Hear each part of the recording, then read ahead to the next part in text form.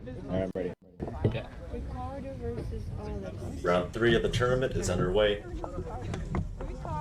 This time around I opened with 1e4, and I decided to play the Vienna Gambit, one of my pet openings that I've played for quite a while.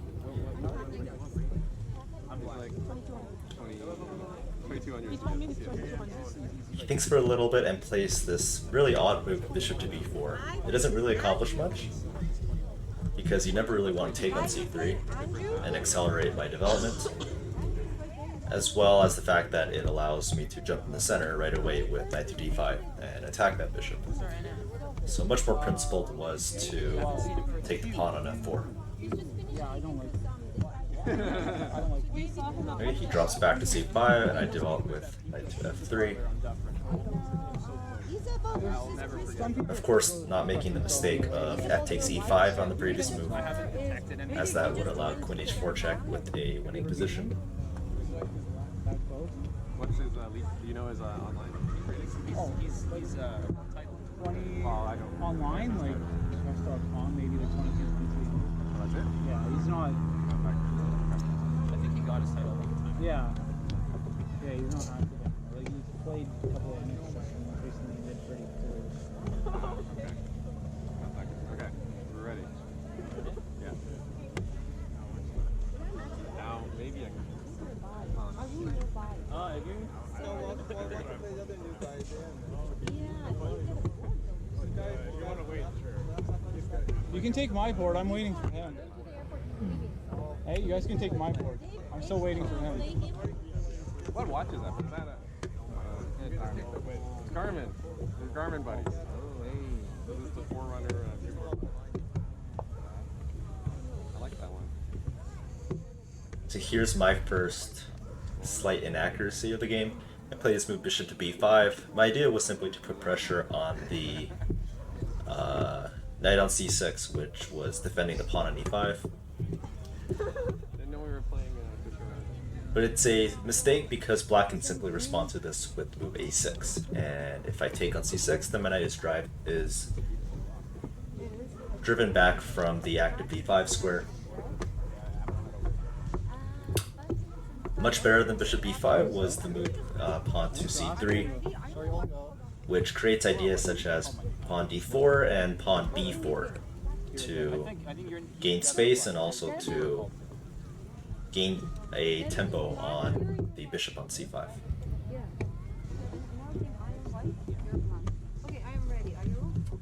So my opponent is in a bit of a tank here, a bit of a time tank. You should definitely play the move a6, but okay, he lets me get away with this with the move knight to f6.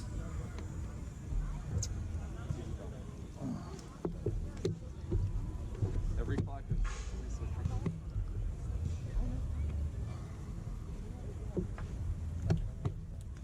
Now I play a seriously grave mistake, pawn to d3. Of course I just wanted to protect the pawn on e4, but I had to recognize that the pawn wasn't a priority. I had several other good moves instead, but black can now punish this move d3 with knight takes d5, transforming the structure.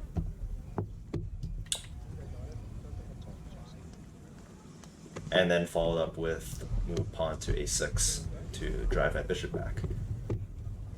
But alright, my opponent again lets me get away with my mistake and plays the mistake knight to g4.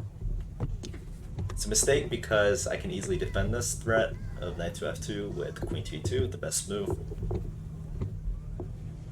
It might look scary to allow the move bishop to f2 check, but I really don't mind putting my king on either d1 or f1. And right now white simply has a large lead in development. Not a significant lead, but enough to justify, you know, move my queen to e2 like this. I'm ready to play the move h3 next to drive the knight back to f6.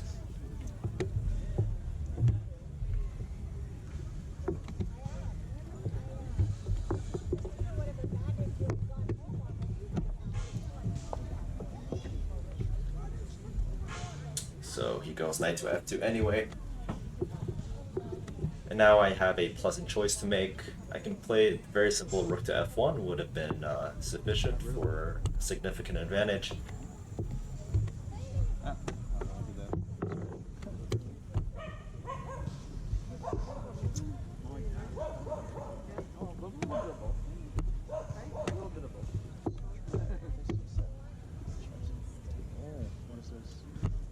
Oh. Yes. Yeah. Oh, I don't know that you have much alternative.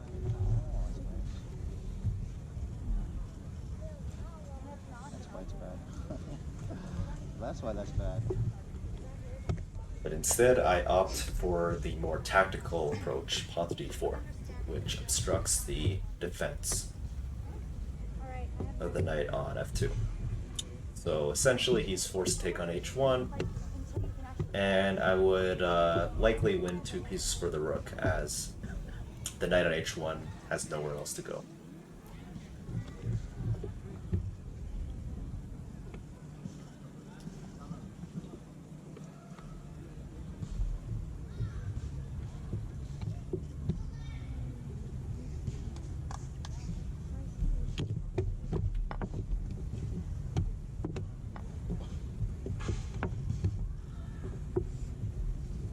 My plan here to finish development is likely bishop to e3, followed by long castles, and at any point I am free to recapture on h1.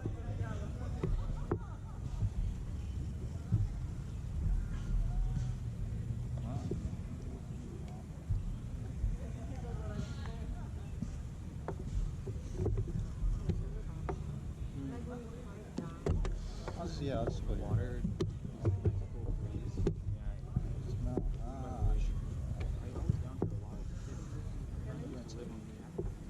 Take 2 pawns. Oh, I can take 2 pawns.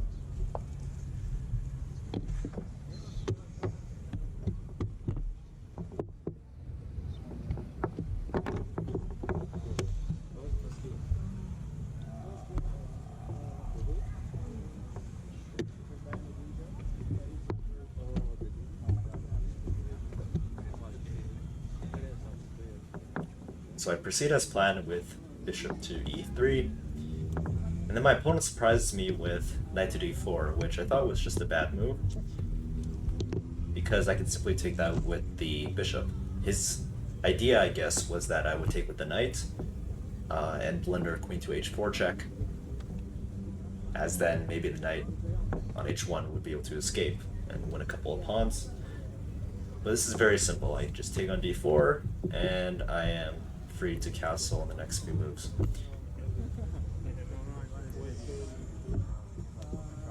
And still my center is pretty intact, so I'm very happy with my position here. So he takes back, and then I play a very crucial move pawn to c6. Now this accomplishes 2 things. First off, it prevents him from taking on c5 and reinforcing the pawn on d4. And secondly, it just keeps the files closed, as my king is still in the center. Maybe I want to keep it a little bit closed so that once I castle, I'll be able to take on d4. And yeah, Another quick one. black does not have a convenient response to this move on c6.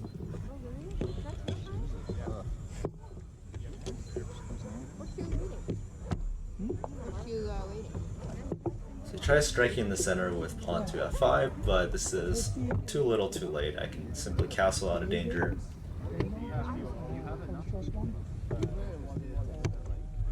Followed by taking on d4. Not very impressive. So he takes on c6. Of course I take back. I actually blundered on a previous one, but you didn't see it. Yeah. I'll resolve this. I think I blundered. Let's see. I think I mentioned in the video a couple of times that I thought I had blundered a few moves ago. I think I was referring to f takes e5, queen takes sorry, f takes e4, queen takes e4, and the knight would escape the f2 square. But in fact, that was not a blunder at all. I could simply take the pawn on d4 instead of taking the pawn on e4. And my queen would still be protecting the f2 square. You ever play a move and just be like, oh, I think I had better than that. I think I had better. You're playing a little different, or is this good? A little bit different. But now I'm all out of the woods. I have just an extra piece here, and I am completely winning. Even on a positional Oh level. no, like you on the actual, yeah. So this last move, bishop to f5, just attacking my queen, is met by knight to e7. Yeah. Basic fork, I'm like, I'm safe. Lots of and now I'm forks. up in yet another piece. I'm not safe. Well, yeah, I lost against him. I mean, I brought him down. Now the rest is, of course, just a matter of basic technique. But You having a good day today? I won against another Put my knights in the center, guy. But protect against the threat of queen takes b2. You lose the first one? I didn't. Yeah, I lost against him.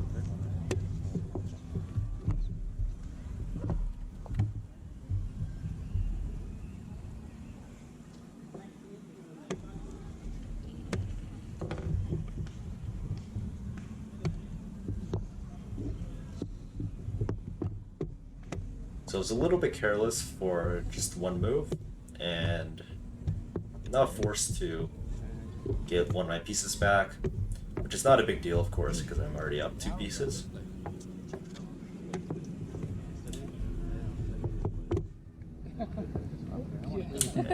Now d4 is attacked. If it moves, then he would be able to take That was close. on f5.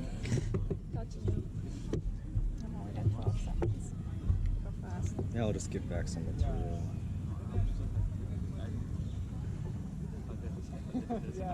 Yeah, but actually you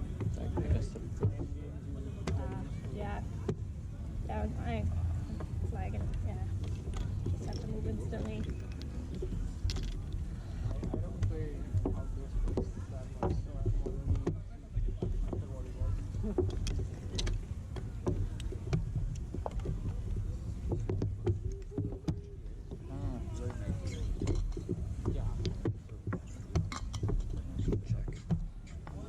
So now everything is secure. He wins a piece and a pawn, but again, the material is still overwhelming for white.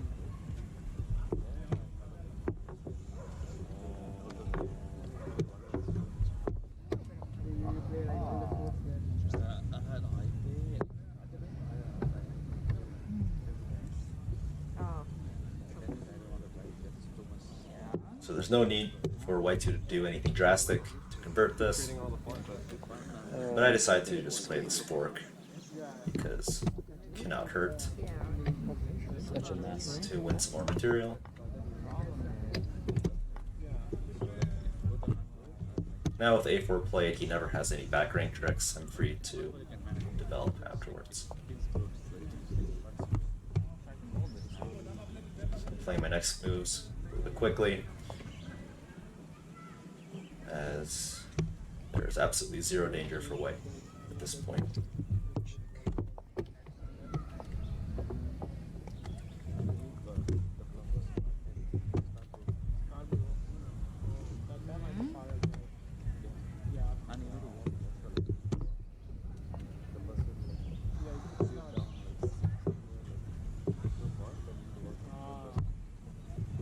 First time it was fun because you don't know.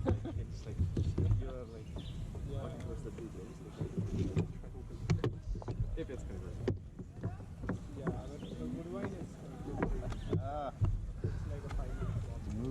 And now, much like my round 1 game, I finish off the game with an unnecessary but pretty tactic to simplify into a winning ending.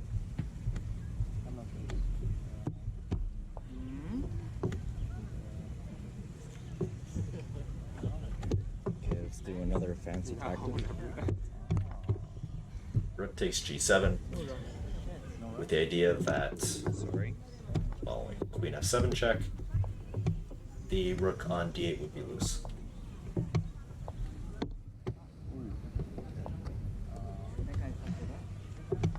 You don't want me to cast. I mean, there's I was hoping fancy you and did. then there's just good. Like it works, and I'm blundering mate if I do that. Oh, Not easy to brutal. stop. And that's the end of the game. Brutal. Not Brutal. really stopping the g8 mate. So annoying losing games like that.